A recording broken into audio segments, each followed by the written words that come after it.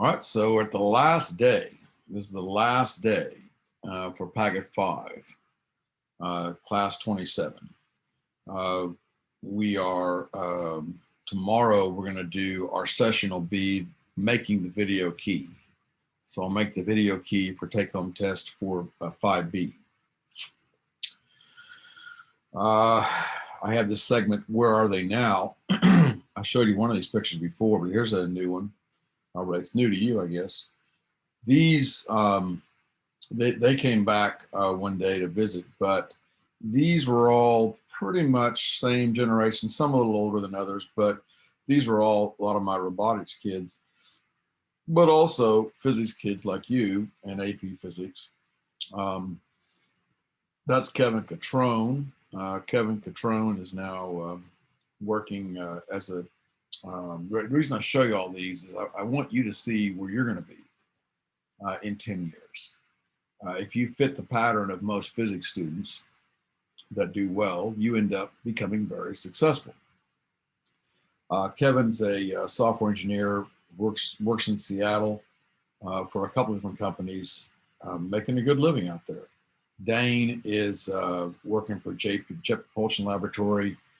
He is an up-and-coming star there. Now they have him, he's in charge of, one of the guys in charge of Curiosity, the probe, the rover.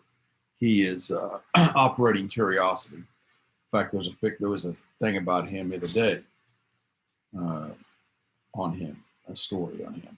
This is Zach, and Zach's in San Francisco. He owns his own company out there. It is, in fact, he has one of those downtown buildings. It's one of those downtown skyscrapers. And his company is a software company. They develop apps. He's worth a lot of money right now. This is John Rahm. John Rahm is he's at MIT getting his PhD in robotics. He has developed a little cube on his own, and now Japan's looking at using it to for other planet exploration. He has a little cube that it has little gyroscopes inside, and it could jump. He's developed it as a toy, but also then fire departments want it because they want to throw it into fires and buildings. So all these applications of this, they call it the cube. He showed it to me once. It's really cool what all this detail inside. But he came up with that. He's probably the best builder I've ever had in robotics. This is, let's skip Jeff for a second. This is Daniel. And Daniel is, Daniel's an engineer with AT&T, so doing very well. This is Garrett Sickles. He got his degree in geophysics from Colorado School of Mines and computer science. He's now using that computer science with a company in downtown Denver, doing really well out there. This is Ray, and Ray is now a student, was my student teacher. Now she's a physics teacher in Seattle, and she, as a matter of fact, is the fiance of Kevin. And then we have Jeff, and if you know Miss Terry, Jeff's her younger brother. Jeff, this is Jeff here. Jeff is my partner with Ask Me Learning. He's the guy that's running all my software. So the reason I put this up here every once in a while, kind of do a where are they now kind of thing, is to show you that when I see you all, and I don't see you very often, but when we communicate here, I see you as you are 10 years from now. And so I have much respect for you. This is just a sampling of students here. And it's like a privilege for me to be able to, for 9 months, to have some kind of influence on you, hopefully positive, and have a little small part in your future. All right, some more than others. This is due tonight, this take-home test. This must be submitted by midnight. I noticed that people have already been submitting it, but tonight at midnight. Now, if you miss that deadline and you turn it in, say at 8 in the morning, not that big a deal, but once, it's only 5% off, but once the once the key is posted, once we have our session, and I post the video of the key, then it is 30% off. So it's lose 45 points. So you lose about, I think you lose about 10 points if you don't turn it in by midnight. But if you don't turn it in by 3 tomorrow afternoon, it's 45 points off. More like 2:30 tomorrow afternoon. So heavy damage if you wait till the key is posted and then turn it in. And we had a session last night. Some of you were there, where I went over the test. I went over my key, and I had a couple of nervous breakdowns because you got to witness that. I apologize. But long day yesterday. Anyway, so I had to change my answer on 4 a little bit. I had to change my answer on, I think it was 4 and 5. But that got fixed. No, 3 and 4, I think it was, that I had to change. Not 5. 5 was okay. Anyway, so that is up there. So some stuff was just revealed totally. But we will have the official key tomorrow during this session at this time. If you're keeping up with class, this is where they're at. And I would say probably, I don't know, 70% had most of it done. So that's where they're at. Okay, so today we're going to look at, we already did 510. And by the way, the key to 510 is already posted. The front of it. I'll post the back, I guess, this evening, because you got to have the whole packet in by Friday for you guys. Saturday, actually. By the time you turn it in, it'll be Saturday. Theirs is due Thursday. Today we'll use this a lot. I'll refer back to this. Little magic triangles. Someone asked, they said, well, why don't you, they said today in class, why don't you just give that to us? I mean, why isn't that on one of the equation sheets? Well, that doesn't constitute a whole equation sheet. It's only a top 1/3 of one. So it's not worth wasting the paper on it. And the other reason is that he was suspicious of, this student, was that top, this part right here, could be on the test. You go, no, it's not on the take-home test. But remember, I can hold back 10% or 30 points. It will be a surprise question. And that derivation could be the surprise question. I haven't written the test yet, but I'm saying that if the mood hits me tonight when I write it, maybe that'll be the surprise question. So I don't want to give that to you. But as far as the triangles go, all you need is one triangle, F over MA, or just remember F equals MA, you'll be fine there. Pretty simple equation to remember. Okay, this is a mess. I mean, if you look at the whole page, all this stuff, this is from all the classes. Ours is squeezed in here. So that's where we were. Main thing today is we're going to finish 6 if we haven't already. I think we did. Yeah, we're ahead. So we finished 6. We just got to do 7 very carefully, do 7 today. And then we'll start 511. We're only going to get part of it done. We'll get 1 and 2 done on 511, and we'll X out the rest. And then 511 is the most important worksheet of the year. If you were to take one worksheet with you to college, it'd be 511. So we'll come back, and that'll become 6-1. So let's don't get ahead of myself here. Let's go ahead and do this one.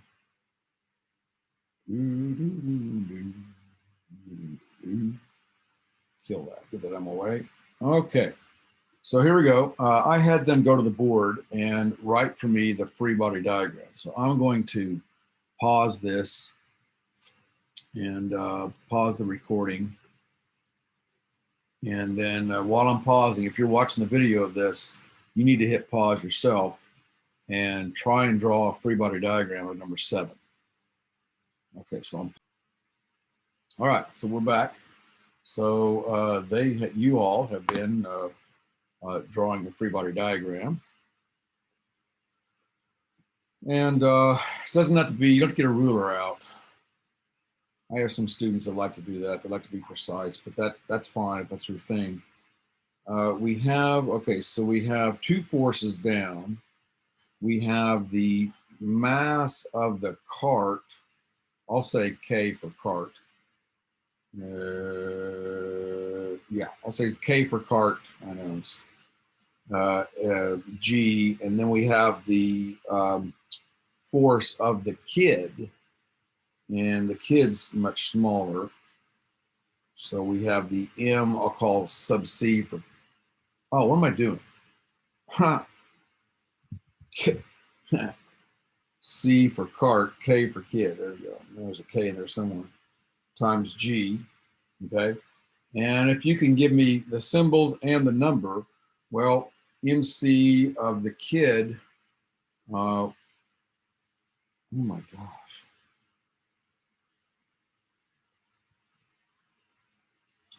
The kid's the small one. Cart's the big one. There. All right, so the MCG, mass of the cart times gravity, it said was, the cart has a mass of 30 kilograms. Then that's times 9.81. So it ends up being 294 newtons for the cart. And then the kid already is in, like going back to this, the kid already is given, the kid's already given in terms of weight. Remember, weight is the newtons, mass is kilograms. So the kid's already given in terms of newtons. So there's a lot of times that the object's given as far as its mass goes, sometimes it's given as its, so just be careful. Won't fall for that old gag. And so this is 30 newtons. Okay. And then there's a normal force up, and that's equal to these two added up. So not that it's important really, we're not really dealing with the normal force, but in this case, just for funsies, the normal force is those two added up. So so it'll be 324. Okay, because the cart is not levitating, it's not sinking. So the summation of forces in the y direction is 0. Okay, so stop me when you have questions on this. In the x direction, we only have one force, and that's that little bitty 10 newtons. Force of push is 10 newtons. Now, you can also be working number 8 on the take-home test at the same time. Same kind of problem. Chances of this problem being on the test on Thursday, or for you Friday, about 90%. Because I looked over the last 5 years, I've had a problem like this on the test. Now we know 2 other things. We know that the time is 4 seconds.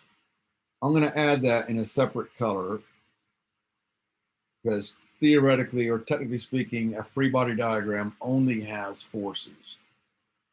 Sometimes called a force body diagram, but free body diagram is better. Okay, and then we know the velocity is, I'm not going to fall for that trick. It's showing in centimeters per second, but I'm going to stay in the MKS, so I'm going to make that 0.75 meters per second. I don't want to get caught up later on the problem. And that is my V naught. Okay. So that's all I know. And all that was just taken from that paragraph. Let me go back to this for a second. So we call it a free FBD, a free body diagram. Notice it's not called free bodies diagram. It's one body. Okay. Now, if you got 2 bodies, you run into 2 bodies interacting with each other, you run into Newton's third law. Body A puts a force on body B puts an equal and opposite force on body A. We are going to get into that. We'll spend a whole sheet on it. But that's not this. This is one body, okay? A free body diagram cannot illustrate, that was a question on AP exam. The question was something about explain why a free body diagram cannot illustrate Newton's third law. That was part of a multiple free response conceptual question. And the answer was, well, because a Newton's third law requires two bodies and a free body diagram only has one. People screw up all the time and try to make it do that. I didn't realize that when I was in college, when I first took physics. One of my problems was I never realized that all these forces are external. They're acting on the body. They're not within the body. Okay. More about that in a minute. All right, so it says, how far will the cart move? So write this down. You're going to work these problems for the next couple of weeks anyway. The problems we work in 3 steps. First step is to draw and label the free body diagram, like we just did. Second step, summation of forces equals mass times acceleration.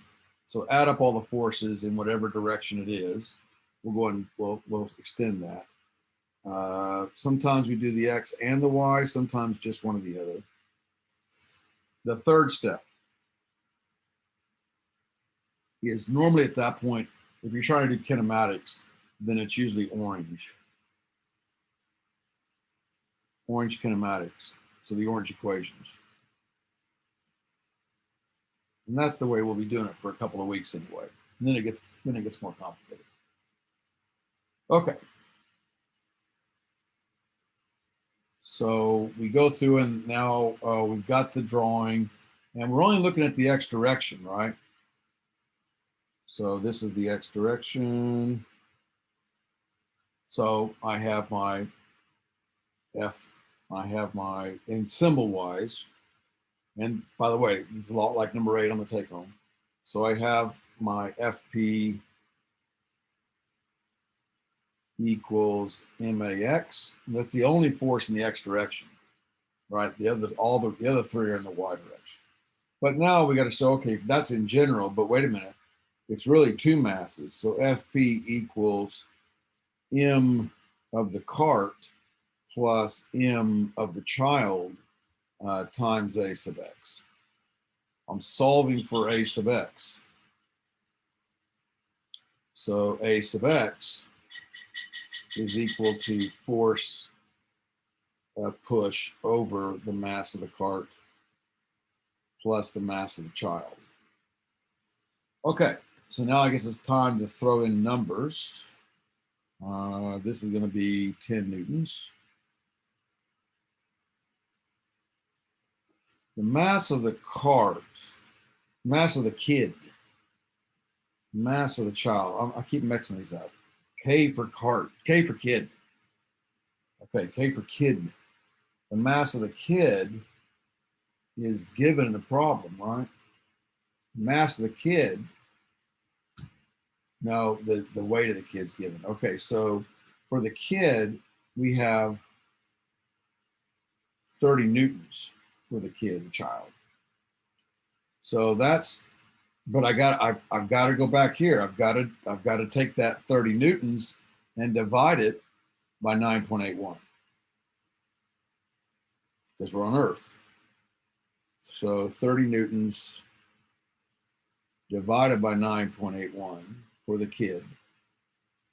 So that's what you call getting the G out.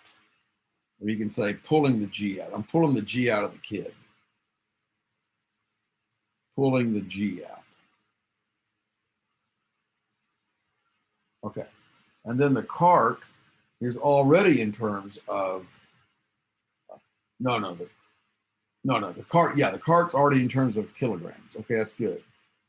So this is just 30 kilograms. That's how we want it. Whew, okay, so there we are diagnosing that situation. So we punch into our calculators now, and we find that, I don't know, I forget, is it 0.3?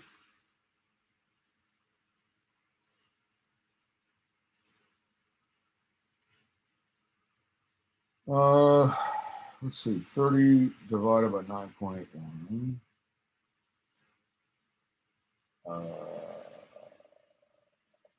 Yeah, okay, so 3.05 plus 30.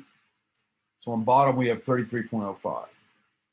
On top, we have 10. So we get 0.302, right? Now I'll go 0.30. So my acceleration is positive 0.30 meters per second squared. That's how fast the cart is speeding up. Now we get to the orange step from 3, we get to the orange kinematics. And so we have delta x equals v naught t plus 1/2 a t squared. And then you plug in, for t, you're going to plug in 4. For v naught, you're going to plug in 0.75. And for a, you're going to plug in 0.3. Okay. Whoa, hello. Put that unit wrong, meters per second, and this is 0.3 meters per second squared. And you end up with whatever the answer is at the bottom of the page. Okay, and that's how you do number 8 on the take-home. So any questions on all of that? Pretty much pertains to that problem. Any questions on that kind of problem? Because that's, you'll probably see it again on the test.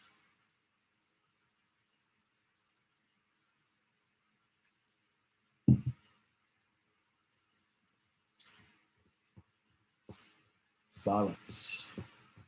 Okay, I'm guessing you get it all. Okay.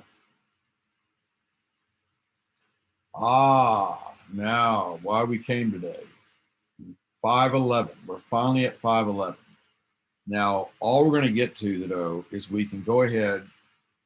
We're not going to get, we only got till 2 o'clock. So we're only going to get the first couple of done. You can go ahead and take this and mark 3 through 6 out triumphantly. And then on the back, mark the whole thing out. We'll come back to it first thing Monday. But 1 and 2 is all we'll get done today. Okay, so here, highlight this. This is something you'll come back to, and I'll put this on an equation sheet. But right here, these are all the forces we're going to use the rest of the year. Or I'm limiting myself to these forces. So kind of briefly go through them. The R, it's either RA or RW.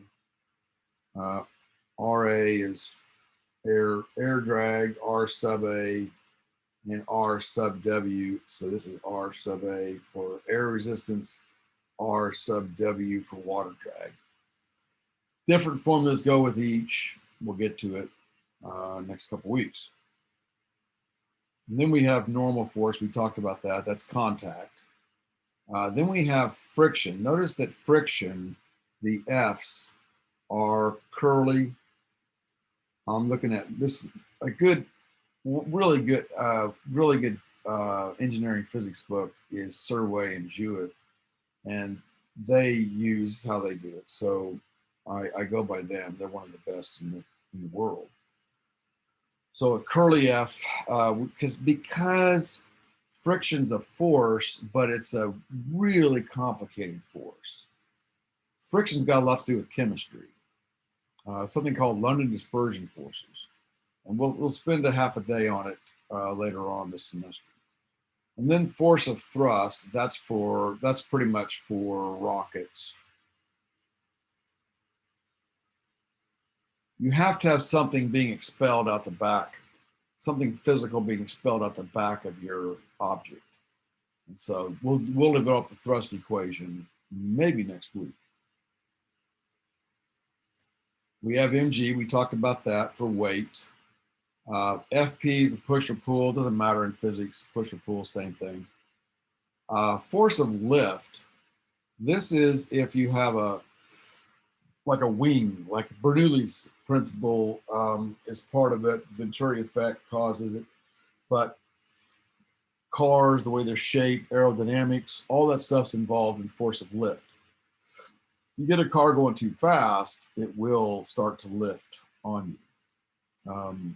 Fastest I ever got a car going was my RX-7. back in 1981, and I got it to run 124 because I wanted to see if the dealer was BSing me. It had a special engine. He said this thing will go, and it did. But the problem is, you started to lose the grip on the road. So at that point, force of lift starts to at some point become large enough. Force of lift affects the car at around 70. Depends on the aerodynamics of the car. That's why you got to put a spoiler on the back. We'll get to that later. Then you have buoyancy.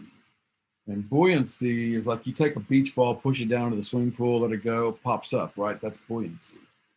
It also works for helium balloons in air. That's what holds a helium balloon up in air, is buoyancy. And that has its own set of equations. And then we have force of wind. Occasionally there is wind. You driving down the road and stick your hand out the window, that's not wind, that's air drag. Okay. All right, so let's go over these two examples. And if you notice, the entire front is all about a car driving down the road. We're just changing the situation a little bit. So let's start off with the generic version. One big thing though, right there, the direction of motion is always done by a big, thick arrow. I usually make mine yellow, but you don't have to. And really on the entire front, it's all to the left. Normally you say, okay, here's what you do. You say, okay, this is my DOM. I usually go in the upper right-hand corner. I'll make it yellow just for fun. I'll blow it up here.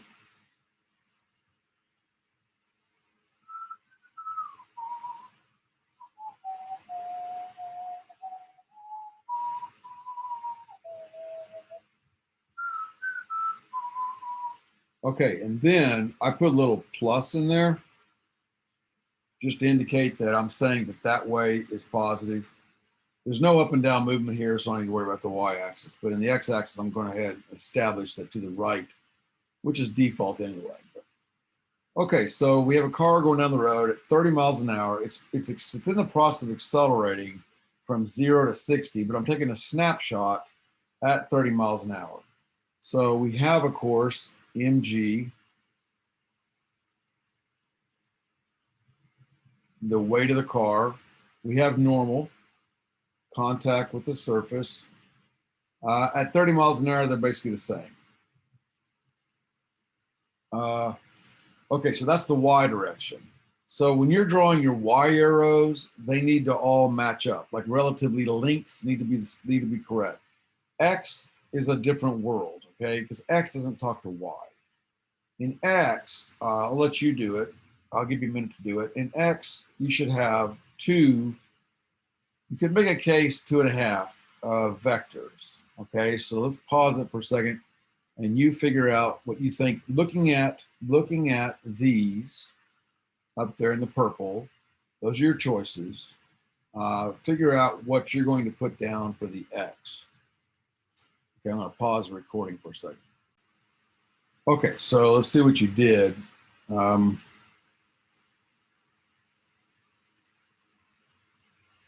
know what would be good, what would help, is if you all could take screenshots and display them. That way it'd be kind of like going to the board, you know? Like you could display your screenshots. Don't do it now, but anyway, think through that one. So here we go. You should have, because that's what I do. Today I went around to the board and I looked at everybody's and critiqued it. I wasn't being mean, but I was saying, look, here's what you did right. They could see, they just, and then I knew in their head, what's in their head. You all, I don't know. That bothers me. Anyway, so I'm assuming you did something. So we have, we're going to have a force of push. We got to have that. So there's a force of push. There is a road friction back. A little. Now, if I did this, that'd be wrong because it's moving, it's accelerating forward. So the road friction can't outdo the force of push. So I make that smaller. Still pretty small. We're only going 30 miles an hour. So there's a F sub S there. And we'll talk about why it's S and not K later. And then some students insisted on putting a little bit of air drag. And I make that about that's like a tip of an arrow. Because if you're driving down the road at 30 miles an hour, when you drive around today, put your hand out the window. And is your hand blown back at 30 miles an hour? It definitely is not blown back at 20 miles an hour. Nobody's going to convince me of that. But 30 miles an hour, no wind, you're just driving down the road. Does that push your hand? Is that enough force to push your hand back?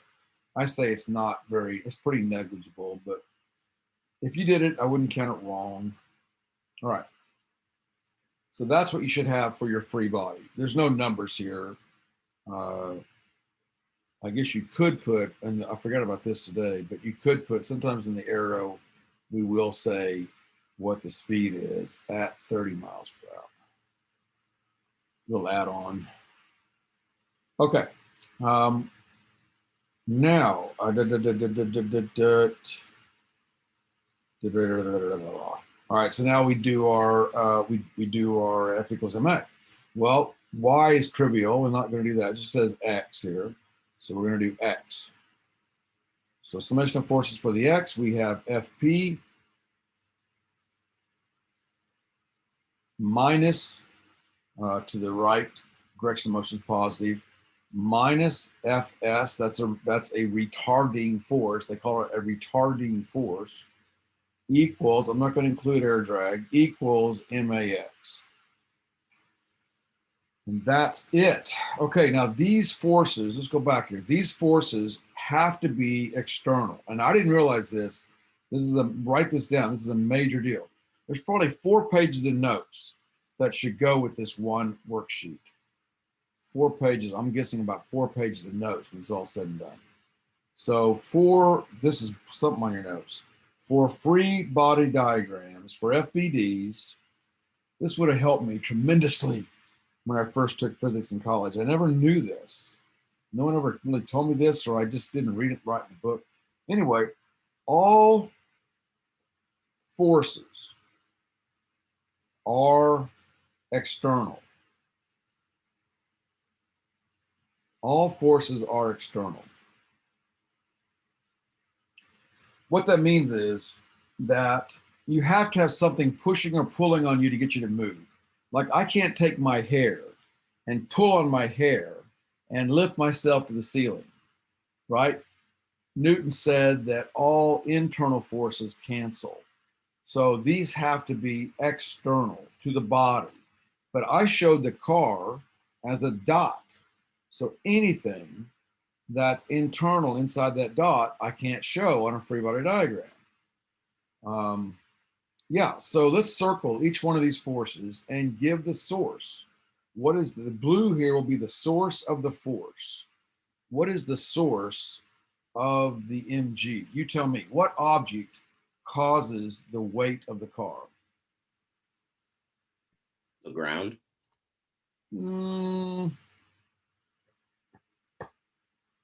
Okay, the earth. It's all the ground. It's everything. We need to have the earth, right? The earth's mass causes that. So the earth. Now, the normal force is a contact force, and that's just the road. The friction, it's called road friction, that's the road. Now, what is it that pushes the car forward? The engine of the car. That can't be. It's part of the car. Is it also the road? Right. It's not the tires. Someone always says the tires. It's not the tires. That's part of the car. It's the road. So what pushes you down I-35 is I-35. Your tire pushes on I-35. I-35 pushes back on you. And that's how you go down the road. For instance, if it's icy in your driveway and you got a flat driveway, and you're slamming on your gas, and your tires just spin. They don't go anywhere. The driveway's got to push back on your car to get you to move. So all forces on a free body diagram are external. They must have an external source. It cannot be the body itself. That would have saved me so much confusion in college when I first took physics. The second time I took it, it's like, oh, it makes a lot more sense. Okay, now last thing we're going to do today is number 2, and that's the same car, quickly, keyword, quickly accelerating. Once again, 0 to 60, but this time quickly instead of slowly. And this time we're at 20 miles an hour, not 30 miles an hour. So the snapshot, like you took a picture and then just do a free body diagram in that picture. Okay, so once again, same car, same MG. Same end. I promise you it'll get more exciting in the Y direction later. Now it says it's quickly accelerating. We're at 20 miles an hour, so the road friction's a little bit less, not much, a little bit less. And then what about the force of push? Now there's no way you're going to put air drag on this one. I'll fight you. You're not going to do it. What about the force of push now? Would it be the same length as the normal force? Yeah, I doubt it. Could be. There's really no link between X and Y here. These are both congruent. They're totally separate situations, not related to each other, believe it or not. But how does this force of push, like what if I did this? What if I did this? So that's the force of push. You'd lose 2 points. If that was a 10-point problem, you'd lose 2. Why would you lose 2? It should be a lot longer. It says quickly. There you go. It says quickly. So this should be about that long. I don't know. It depends on whether you're in a Tesla or you're in a 1974 Datsun. But assuming you're on ludicrous mode in a Tesla, you're looking like that. That's the force of push, or sometimes called propulsion. That's the difference, the main difference between the first one and the second one. Okay, so all these in the front, we'll come back to this on Monday, but all these in the front are related to each other. You just keep adjusting. So you might want to take a picture of this because you're going to turn this in. Because Monday you got to repeat it. I'll keep this, but Monday you got to repeat it again. Okay, so that officially wraps up packet 5. All we have left is looking at the take-home test tomorrow, and then the test. Then we're not going to meet. You and I are not going to meet on Thursday. In fact, we're not going to meet Friday either. But Friday, I will email you and make available on the front porch the test. If you want to come by and get it, or I'll email it to you. Questions? Let's stop the sharing here. Any questions before you take off? I have a question. Okay, so everybody can take off. If you want to stick around with the question, I will talk. All right, go ahead, Aya. So why is the friction static and not kinetic? I mean, isn't kinetic? Oh, all right. That's I'm giving you 3 Facebook points for that. No, 3 Zoom points for that question. That's going to take us an entire session to explain, and that ain't easy. It's something called there's been Mythbusters done on this, but we will talk about it. It was perplexing for a lot of scientists, but it's static. Newton figured it out. So we'll talk about that in packet 6. Packet 6 is a lot more interesting than packet 5, in my opinion. So it gets a lot better. Okay, so I'll leave it at that, but we will discuss it. Don't worry about it yet. Okay, we got Ayo and Brandon. Anything going on? Nope, I was just listening to this thing. Let's see. Okay, Brandon. We'll see you tomorrow then.